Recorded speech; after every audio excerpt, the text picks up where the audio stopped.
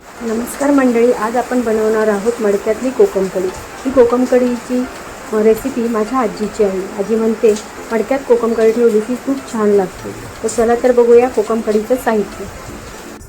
आपण हा नारळातला पांढरा भाग घेतलेला आहे। सगळं आपण पांढरा भाग किसून घ्यायचा आहे। त्याच्यानंतर ही आहे मिरची, नंतर आलं घेतलं आहे, आपण लसूण घेतलं आहे आणि हा नवीन असा तयार केलेला कोकम आगळ आहे, तो आपण यात घेतलेला आहे। हा घरगुती पद्धतीने बनवलेला कोकम आगळ आहे।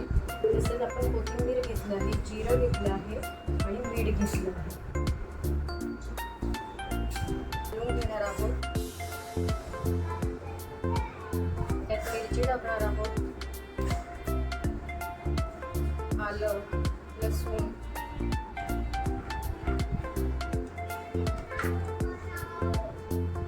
जिरं, जराशी कोथिंबीर टाकायची आहे।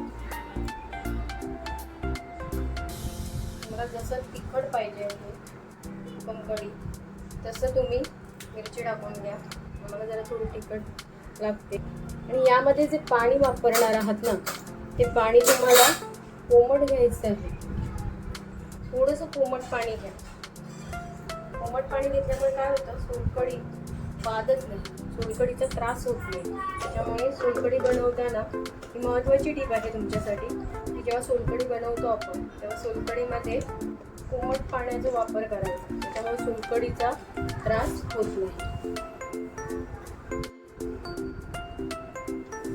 वाटून घेतलेलं साहित्य आता आपण चाळणीतून गाळून घेऊया।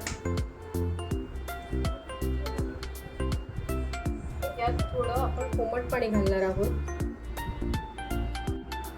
कोमट पाणी घालून आपण सोलकढी बनवणार आहोत।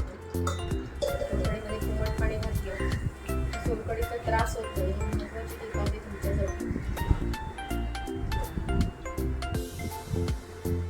हे खोबरं गाळणी दाबून घ्यायचं आहे।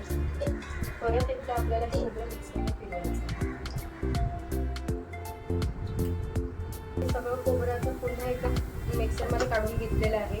पुन्हा एकदा फिरवून घ्यायचं। मग त्याच्यातला जो सगळा रस असणार तो सगळा आपल्याला काढून घ्यायचा आहे। बघू शकता हा आपण नारळाचं दूध काढून घेतलेलं आहे आणि यात आता आपण घरगुती हा कोकम आगळ टाकणार आहोत। बघू शकता किती छान असा कोकम आगळचा आपल्याला कढीला कलर आलेला आहे। बघा, थोडंसंच मी टाकलेलं आहे, जास्त पण टाकलेलं नाही, थोडंसंच टाकलेलं आहे।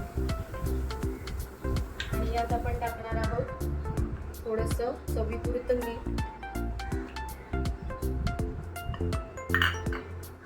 आणि हा असा मिक्स करून घ्यायचं आहे।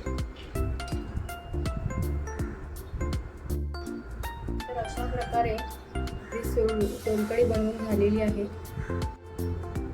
ही सोलकढी आपण या माठात काढून घेणार आहोत। आपण माठातली सोलकढी बनवतो, या माठात काढून घेणार आहोत।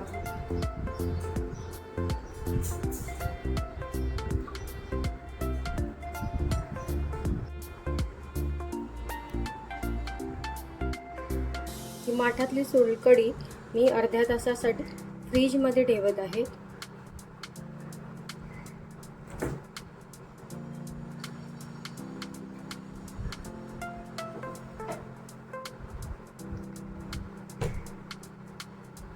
एवढं छान अशी टेस्ट येणार आहे।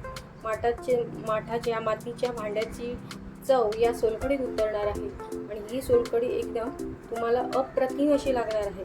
तर खरंच अशी माठातली सोलकढी बनवून बघा आणि खरंच त्याची चव एकदा घेऊन बघा। तर अशी आहे आपली ही मालवणी पद्धतीने बनवलेली माठातली सोलकढी। तुम्हाला हा घरगुती असा कोकम आगळ, घरगुती असं कोकम सरबत आणि घरगुती कोकम जर हवं असेल तर स्क्रीनवर नंबर दिलेला आहे, त्या नंबरवर कॉन्टॅक्ट करा आणि तुमची ऑर्डर बुक करा।